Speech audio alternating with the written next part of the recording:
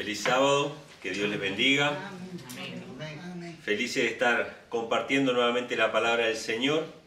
Quisiera compartir con ustedes hoy un tema que, si bien es recurrente, es una nueva arista de ese tema, una nueva forma de comprenderlo y de entenderlo, que pienso yo que, por lo menos yo nunca lo he escuchado antes, ¿sí?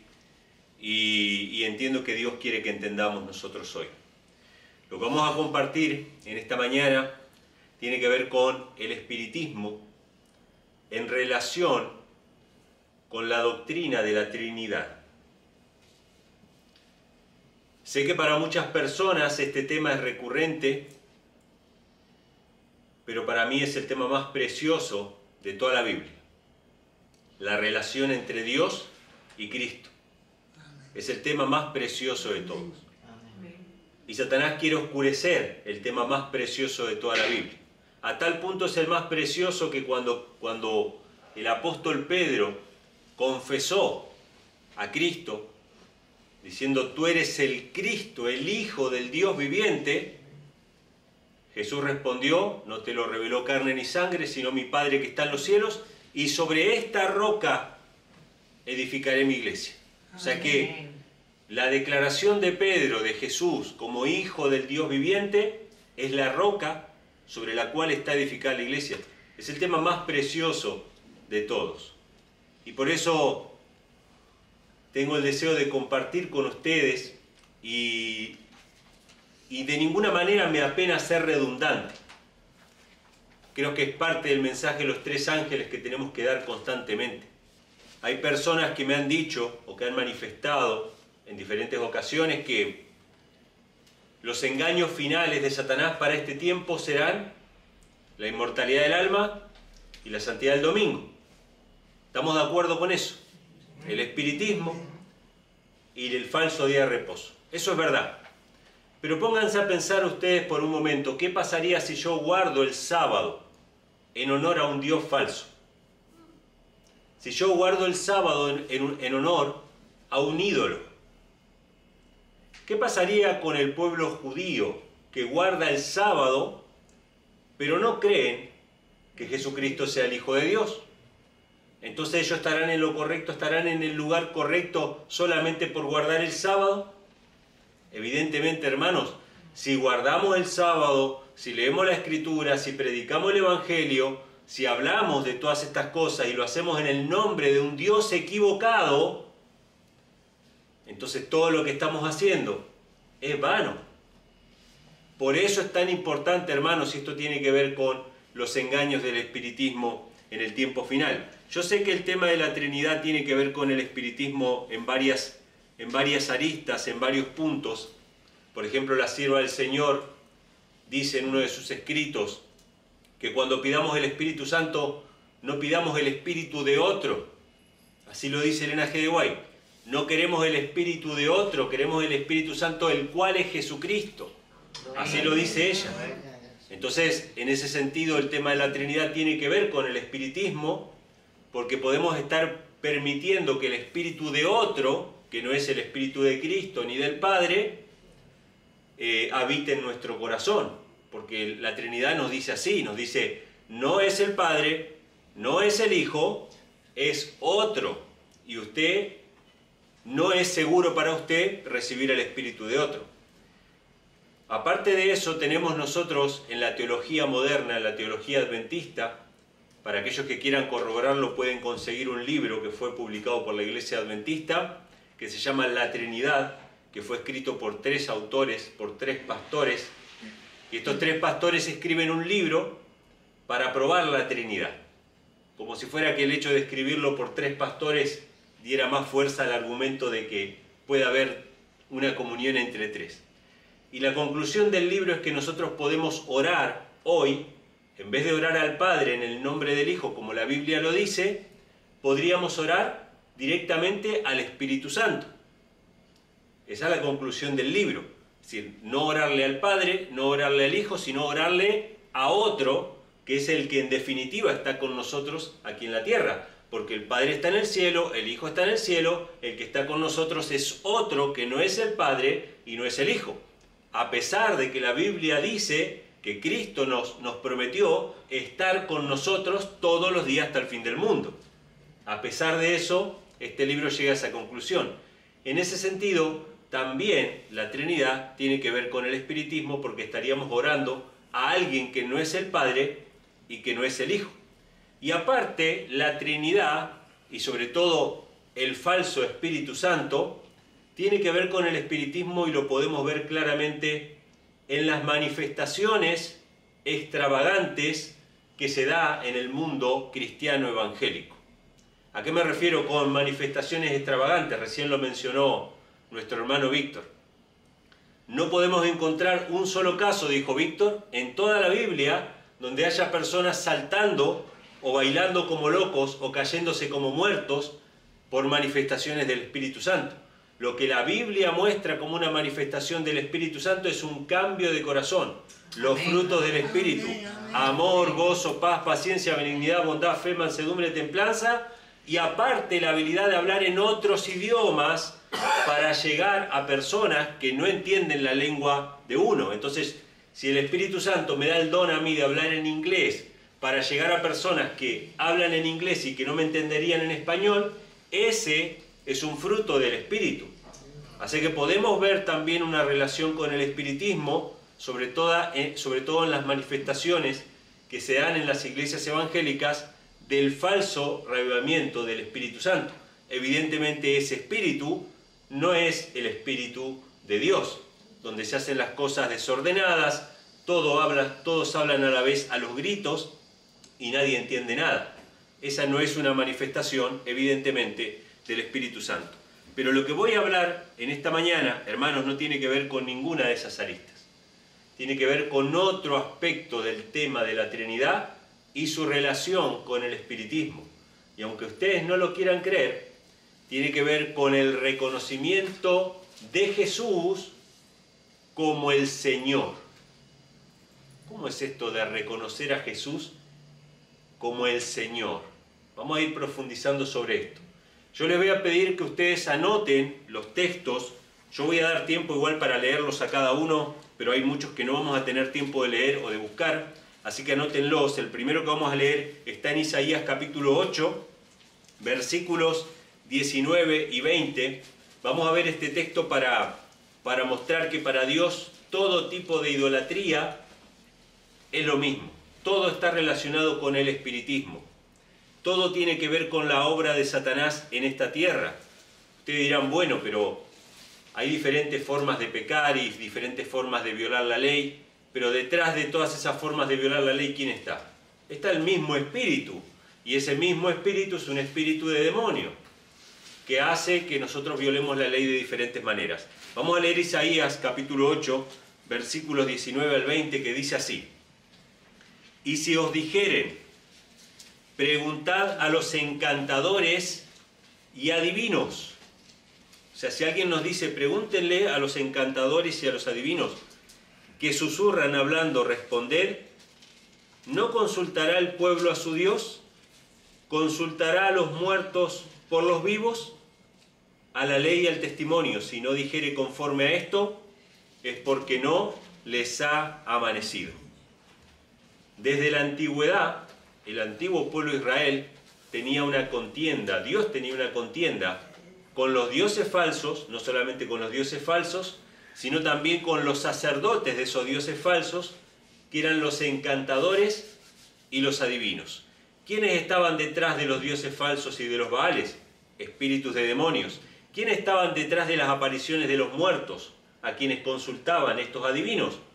Espíritus de demonios, ¿sí? Alguien podría decir, no, pero mirá, Emanuel, el espiritismo es la consulta a los muertos, la idolatría es la adoración a dioses falsos. Sí, ¿y a dónde apuntan todos esos caminos? A lo mismo. Si nosotros vemos, por ejemplo, para dar un ejemplo y desmistificar esta cuestión, y por qué hablo del espiritismo y la Trinidad, si vamos, por ejemplo, a Apocalipsis, no vamos a ir ahora, aparecen los tres poderes, ¿no? La bestia, el dragón y el falso profeta. Esos tres poderes se unen y son distintos. La bestia es el papado, la Iglesia Católica, el dragón es el espiritismo abierto, ¿sí? O el paganismo, y el falso profeta es el protestantismo apóstata. Ahora, ¿se practica espiritismo en los tres lugares o no? Absolutamente. Recién nuestra hermana Tania comentaba, lo puedo citar, que muchas veces los brujos, los encantadores modernos, para poder hacer sus trabajos, tienen que ir a depositar ofrendas, ¿dónde? A la Iglesia Católica. Interesante. Muchas veces los brujos, los satanistas, ¿qué necesitan para sus rituales? Hostias consagradas. Entonces, ¿se practica el espiritismo en la Iglesia Católica? Sí. ¿Se practica el espiritismo en el protestantismo apóstata? Sí, con las falsas manifestaciones del Espíritu Santo. Y el dragón es simplemente el espiritismo abierto, que no se disfraza, no dice yo soy cristiano, es espiritismo abierto. Pero en definitiva, ¿qué hay detrás de todo eso? Espiritismo. Si ustedes quieren hacer la prueba, busquen ese libro que yo mencioné de la Iglesia Adventista llamado La Trinidad, vean cómo es la tapa y compárenlo con una tabla Ouija. Y van a ver exactamente el mismo símbolo, que es la triqueta, ¿sí? Los tres círculos unidos. En una tabla Ouija de adivinación de consulta a los muertos está el símbolo de la Trinidad, y en la tapa del libro adventista que habla de la Trinidad está el símbolo de la Trinidad. Entonces, para Dios, para la Biblia, encantadores, adivinos o quien consulta a los muertos, exactamente lo mismo. Vamos a ir a otro pasaje que está en Deuteronomio capítulo 18, versículos del 10 al 12. Deuteronomio, esta es la prohibición que se da al pueblo de Israel. Esta prohibición la tenemos casi de memoria porque es una de las primeras que nosotros leíamos en la fe de Jesús, hablando acerca de los muertos. Deuteronomio 18, versículos del 10 al 12. Fíjense lo que dice en esta amonestación al pueblo de Israel. Dice: no sea hallado en ti quien haga pasar a su hijo o a su hija por el fuego. Vamos a dar una explicación sobre esto. ¿Qué significa alguien que haga pasar a su hijo o a su hija por el fuego? En aquella época, los dioses paganos de las naciones que habitaban Canaán tenían la costumbre de sacrificar probablemente a sus primogénitos o a alguno de sus hijos. Lo ofrecían a los dioses. ¿Cómo eran esos dioses? Eran ídolos. Y algunos de estos ídolos eran ídolos de bronce o de fundición. Uno de ellos era un ídolo con forma de toro de fundición, en el cual se le encendía fuego en su interior con leña. Ese ídolo se ponía al rojo vivo. Entonces el adorador de ese ídolo tenía que ofrecerle algo a ese dios. ¿Y qué le ofrecía? A su hijo recién nacido o a su hijo bebé. Lo hacía pasar por encima del fuego. Si la llama tomaba algo de las prendas de la ropa de ese bebé, significaba que ese dios lo reclamaba como suyo, y ese bebé tenía que ser echado vivo en un horno de fundición que era el ídolo. Si ese fuego no se encendía, significa que ese bebé podía seguir viviendo. Y nosotros todavía nos preguntamos por qué Dios mandó destruir naciones enteras. Siempre miramos de parte del victimario y nunca miramos de parte de la víctima. ¿Cuántos llantos habrán ahogado en esos hornos? ¿Qué mentes más perversas podían ser utilizadas por Satanás para elaborar esos sistemas de adoración, donde los inocentes morían de a millares? Muchas veces nos preguntamos, pero ¿por qué será que conquistaron y destruyeron a los indígenas que estaban acá? La misma razón, el mismo proceso, Dios refrenando de alguna manera la locura humana. Dios permitió que naciones enteras se extinguieran para refrenar la locura. Si no, Dios tendría que proceder con un segundo diluvio antes de tiempo, por la perversión del ser humano. Así que Dios le dice al pueblo de Israel: no se ha hallado en ti quien haga pasar a su hijo o a su hija por el fuego, ni quien practique adivinación. Fíjense lo que va a mencionar: adivinación, juntamente con la adoración a los ídolos falsos, agorero, sortílego, ni hechicero, ni encantador, ni adivino, ni espiritista, ni quien consulta a los muertos, porque es abominación a Jehová cualquiera que hace estas cosas, y por estas abominaciones Jehová tu Dios las echa de delante de ti. ¿Hace Dios distinción entre consultar a los muertos, adivinación, sortilegio, adorar dioses falsos? ¿Hace alguna diferencia? Todo eso es espiritismo. Si nosotros adoramos a un Dios falso, ¿estaremos practicando espiritismo? Y esto lo digo para muchos pastores tibios que hoy día dicen, no, pero no es importante el tema de la deidad, si es una trinidad o no, lo sabremos allá en el cielo, cuando lleguemos Dios nos va a revelar. No da lo mismo, hermanos, saber a quién adoramos y a quién no, cuando la Biblia claramente revela a quién va dirigida nuestra adoración. No da lo mismo, no podemos seguir adorando a dioses falsos con una falsa humildad diciendo, bueno, ya Dios nos va a revelar. No da lo mismo. Para Dios, la idolatría es espiritismo, ¿sí? Ahora, vamos a corroborar que los ídolos, detrás de los ídolos estaban los demonios. Salmo 106, versículo 37 y 38, habla acerca de justamente aquellos que sacrificaban a sus hijos a los dioses de los cananeos. Salmos capítulo 106, versículo 37 y 38 dice, sacrificaron a sus hijos y a sus hijas a los demonios, y derramaron la sangre inocente, la sangre de sus hijos y de sus hijas, que ofrecieron en sacrificio a los ídolos de Canaán, y la tierra fue contaminada con sangre. Qué interesante, hermanos. ¿Quiénes estaban detrás de los ídolos de Canaán? ¿Quién está detrás de un Dios falso? ¿Quién está detrás de un Dios que no es el Dios verdadero? Los demonios, los espíritus de los demonios. O sea, no hay diferencia entre el espiritismo y la idolatría para Dios. Y en el Nuevo Testamento, 1 Corintios capítulo 10, versículo 20, el texto anterior, por si alguno no lo pudo anotar, era Salmo 106, versículo 37 y 38, y ahora, en comparación con este texto, 1 Corintios capítulo 10, versículo 20, para que veamos, hermanos, que esto pasaba en la época del antiguo Israel, pasaba en la época de los apóstoles, en la época de Cristo, y adivinen qué, va a pasar en nuestros días, y está profetizado que va a pasar en nuestros días.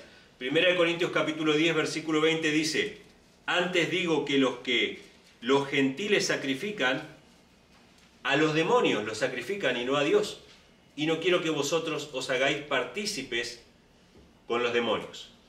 Interesante. Habían muchos dioses falsos a los cuales adoraban los romanos. Ustedes saben que los romanos tenían una característica como imperio, que no imponían simplemente su propia religión, sino que absorbían las religiones de los pueblos dominados.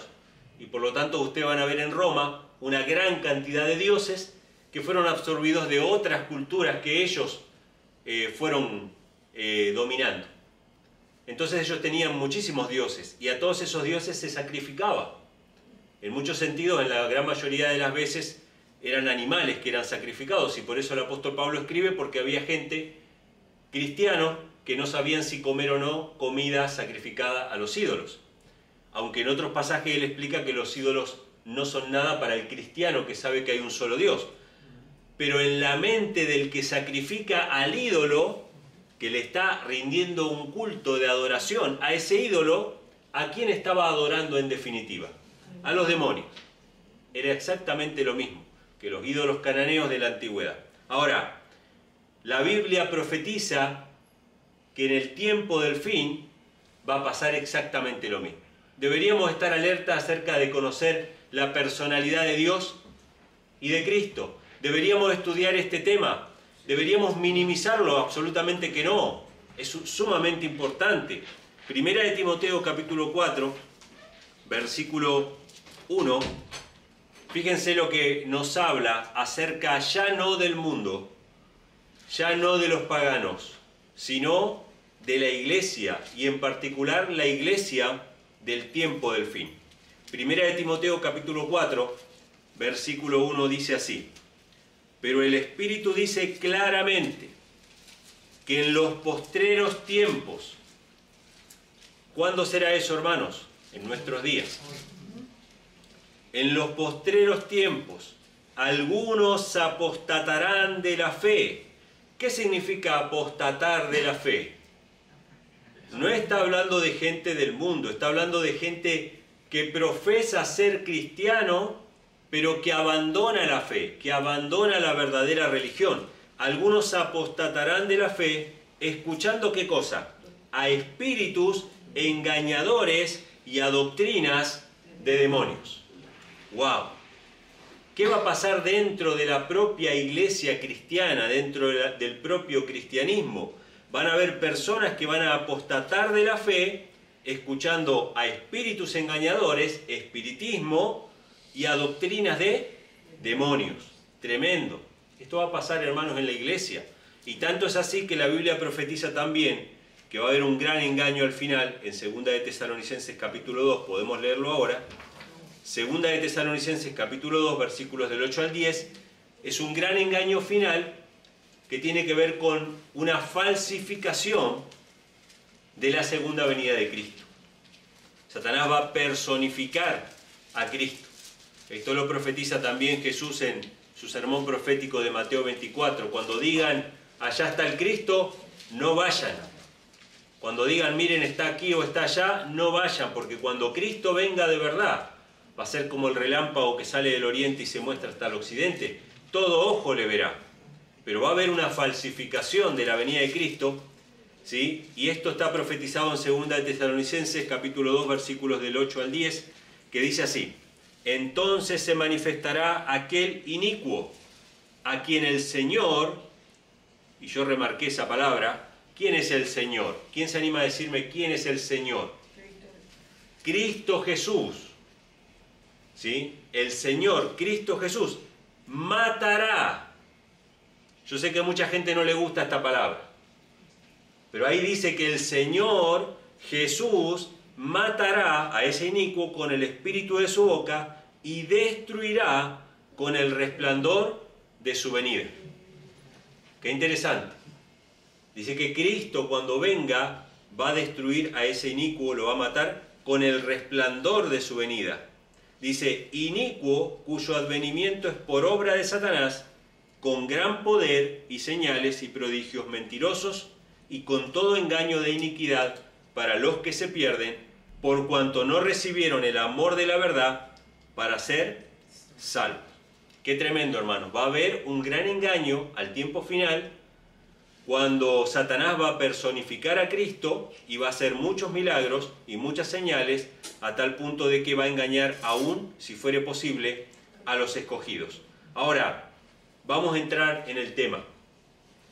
Vamos a entrar en el punto central de este tema de hoy. Segunda de Pedro capítulo 2, versículos 1 y 2. El engaño va a ser en el cristianismo y vamos a ver en qué va a consistir ese engaño. Segunda de Pedro capítulo 2, versículos 1 y 2.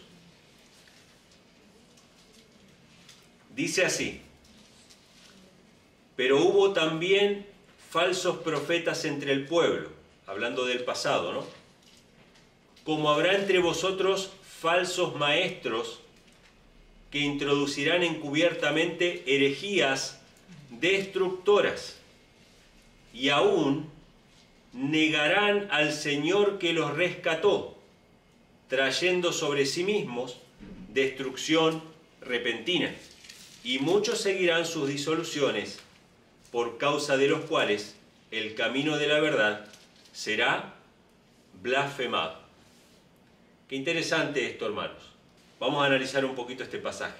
Dice que estas personas, estos falsos maestros que se van a introducir en la iglesia, van a introducir herejías destructoras encubiertamente, y dice algo más: negarán al Señor que los rescató. ¿Cómo es esto? Que van a haber falsos maestros cristianos que van a enseñar herejías negando al Señor que los rescató. ¿Se va a parar alguien en el púlpito un sábado, un domingo, a predicar y va a decir, yo no creo en el Señor Jesús? ¿Será esa la manera de negar al Señor? tiene que haber otra manera un poco más sutil, no puede ser algo tan obvio, evidentemente. ¿Qué significa negar al Señor que los rescató? Bueno, hay varias maneras de negar al Señor. Recién hace un ratito, cuando leímos un pasaje de Segunda de Tesalonicenses, capítulo 2, hablaba acerca de que el Señor iba a matar al inicuo con el espíritu de su boca y el resplandor de su venida. Y yo les pregunté a ustedes, ¿a quién se refiere con el Señor? Y todos dijeron al unísono, a Cristo Jesús. ¿Y por qué no se refiere al Padre? Interesante esto. ¿Qué significa negar al Señor? Porque el Padre también, obviamente, es Señor. Pero cuando la Biblia habla del Señor, sobre todo en el Nuevo Testamento, ustedes van a darse cuenta de que en líneas generales no se refiere al Padre. De hecho, en muchas ocasiones aparece tanto el Padre como el Hijo, y en algunas hasta aparece el Espíritu Santo, pero al que se le llama el Señor es al Hijo. Ahora, ¿cómo hace un pastor apóstata que va a estar introduciendo esas herejías para negar al Señor? ¿Qué significa negar al Señor? Bueno, hay varios ejemplos que podemos dar acerca de esto. El unitarismo, por ejemplo, considera que el Padre y el Hijo son el mismo ser, por lo tanto no existe un Dios y un Señor, serían exactamente la misma persona. Ahora, el trinitarismo considera que los tres son exactamente iguales, por lo tanto no habría un Dios y un Señor, habrían tres dioses o tres señores, que son exactamente iguales. Pero fíjense lo que dice la Biblia, y tomen nota solamente de estos versículos, no lo vamos a leer. Salmo 110 dice, dijo Jehová a mi Señor, siéntate a mi diestra, hasta que ponga a tus enemigos por estrado de tus pies. ¿Quién es Jehová? El Padre. ¿Quién es el Señor? El Hijo. ¿Cómo hago yo para negar al Señor? En este pasaje de Salmo 110 aparece Jehová y aparece el Señor. Si vamos a 1 Corintios 8:6, no hay que buscarlo, anótenlo solamente. Dice, hay un solo Dios, del cual proceden todas las cosas, y hay un Señor, Jesucristo, por medio del cual son todas las cosas. Hay un Dios y hay un Señor. No estamos negando de que Dios el Padre no tenga un señorío, pero los títulos utilizados son Dios y Señor. Otro texto que pueden anotar, Judas capítulo 1, versículo 4, que dice que se iban a introducir encubiertamente hombres para distorsionar la verdad de Dios. Dice, niegan a Dios, el único soberano, y a nuestro Señor Jesucristo. ¿Cómo puedo negar yo a Dios y al Señor Jesucristo? ¿Cómo se niega eso? Con la Trinidad, con la unicidad. Estos son solamente algunos pasajes. Y si quieren hacer un estudio más exhaustivo, pueden leer todas las salutaciones de todas las cartas del apóstol Pablo, salutación inicial y salutación final, y en todas el apóstol Pablo dice la paz de Dios y del Señor Jesucristo sean con todos vosotros. En todas, hermanos, en todas. Y aun cuando se mencione al Espíritu Santo también, siempre es Dios una persona y el Señor otra persona. ¿No será que negar al Señor que los rescató significa negar que Jesucristo es el Señor nombrado por el Padre? ¿Que Jesucristo es el Hijo unigénito de Dios? Vamos a ver un par de pasajes que esto sí lo vamos a leer. Uno de ellos está en Filipenses capítulo 2, versículo 9 al 11. ¿Qué significa, hermanos, negar al Señor? Que es parte de la apostasía final en estos últimos días. Filipenses capítulo 2, versículos de 9 al 11, habla acerca de la humillación de Cristo que se hizo hombre y vino a esta tierra a morir por nosotros. Y fíjense cómo dice, por lo cual Dios también le exaltó hasta lo sumo. Qué interesante, hermanos. ¿Acaso Cristo necesita ser exaltado? Evidentemente el Padre lo exaltó.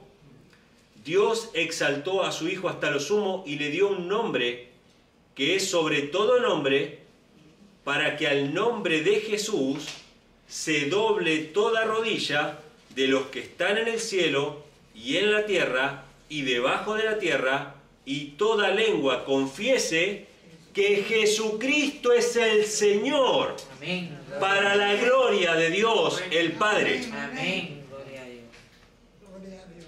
Qué raro que es esto, hermanos. Qué tremendo que es esto, hermanos. Dios está exaltando a su Hijo Jesucristo.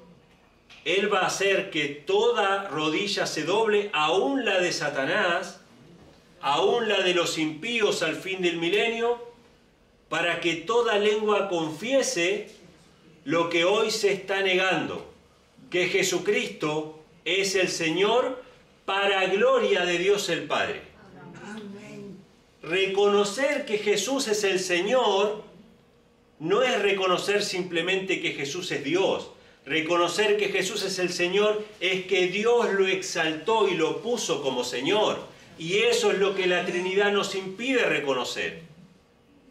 Porque no debería el Padre exaltar al Hijo, el Hijo ya estaba exaltado.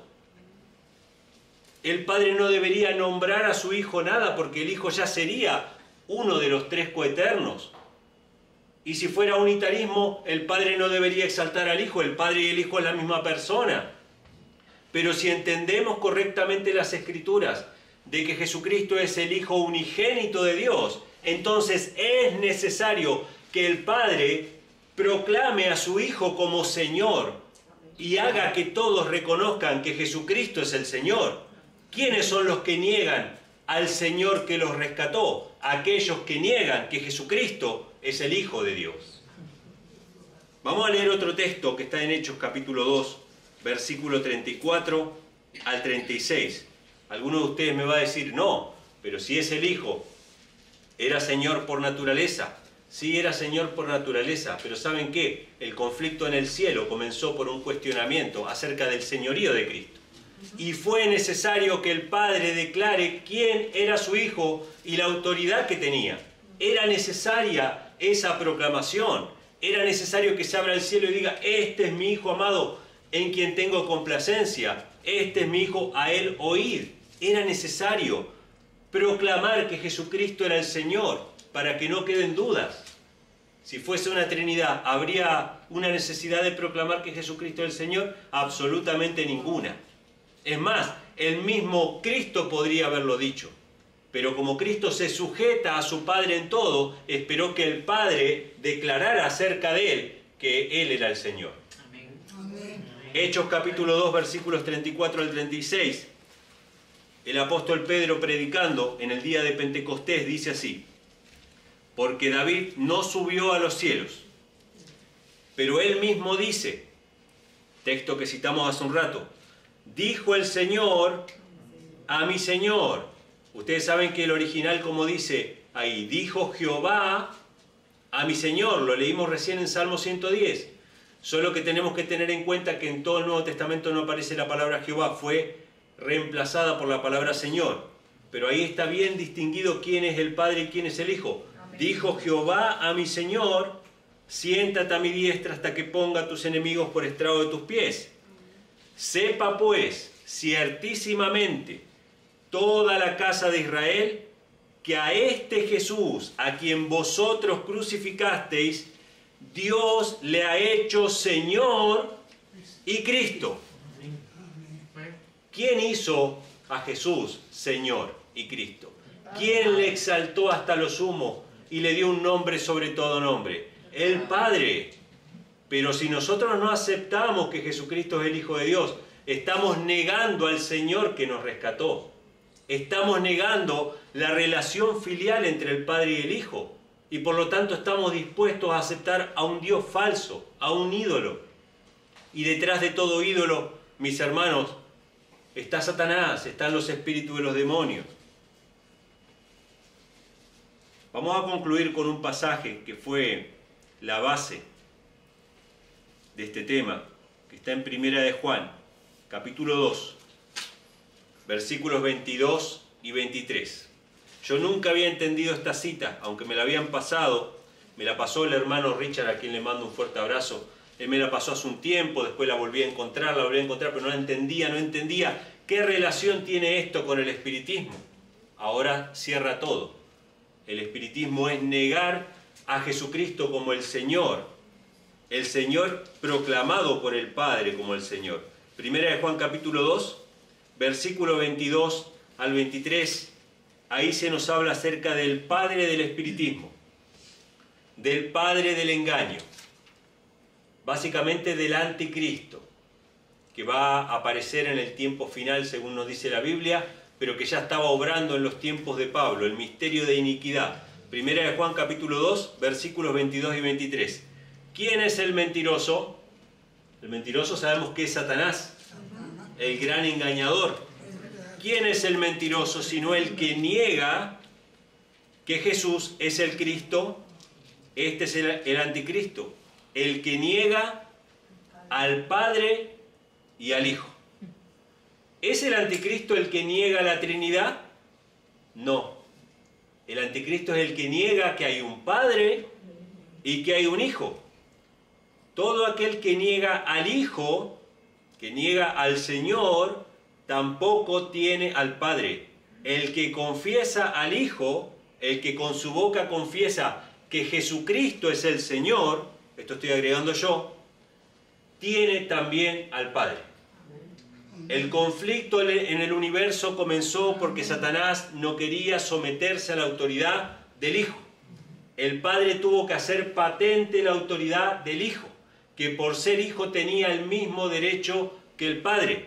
Y hoy nos dice a nosotros, ¿aceptás a mi Hijo? Y nosotros decimos, lo acepto si no es Hijo. Pero si es Hijo no lo acepto. Eso es lo que está diciendo el mundo cristiano. El mundo cristiano no quiere reconocer que Jesucristo es el Señor. Ahora, ¿qué tendrá que ver esto con el espiritismo? Quiero que pongas la cita, por favor, para que los hermanos la puedan leer. La iba a leer yo, pero prefiero que ustedes la lean, hermanos. Nunca había entendido esta cita, hoy la entiendo perfectamente. Esto está en Patriarcas y Profetas, página 674, párrafo 3, y dice así: así anunció el apóstol una de las características principales de los maestros espiritistas. Se niegan a reconocer a Cristo como el Hijo de Dios. ¿Cuál es la característica principal de los maestros espiritistas? Se niegan a reconocer a Cristo como el Hijo de Dios. Tocante a esta clase de maestros, el amado apóstol Juan declara: ¿quién es el mentiroso sino el que niega que Jesús es el Cristo? Este es el anticristo, pues niega al Padre y al Hijo. Todo aquel que niega al Hijo tampoco tiene al Padre. Y escuchen lo que dice al final: el espiritismo, al negar a Cristo, niega tanto al Padre como al Hijo. Y la Biblia declara que es manifestación del anticristo. Tremenda cita, hermanos. ¿Cuántas veces leí esta cita? Me la mandó el hermano Richard, la leí en internet, la encontré un montón de veces. El espiritismo niega al Padre y al Hijo, niega que Jesucristo sea el Hijo de Dios. La Biblia lo decía. ¿Por qué? Porque si negamos al Padre y al Hijo y aceptamos cualquier otra interpretación de la personalidad de Dios y de Cristo, vamos a caer ¿en qué? En idolatría. Y la idolatría es espiritismo. Vamos a abrir nuestro corazón a otro que no es el Padre y el Hijo. Vamos a estar orándole a otro que no es el Padre y el Hijo. Y por lo tanto vamos a ser desviados por espíritus de demonios, ¿sí? Y por doctrinas erróneas en este tiempo final. Hermanos, estudiemos este precioso mensaje. No cerremos nuestras puertas a la luz que pueda llegar de este mensaje. Vamos a estudiar la humanidad de Cristo, su encarnación y la relación con el Padre por la eternidad. Dios tiene todavía rayos de luz para nosotros sobre este tema. Que Dios les bendiga y que tengan feliz sábado.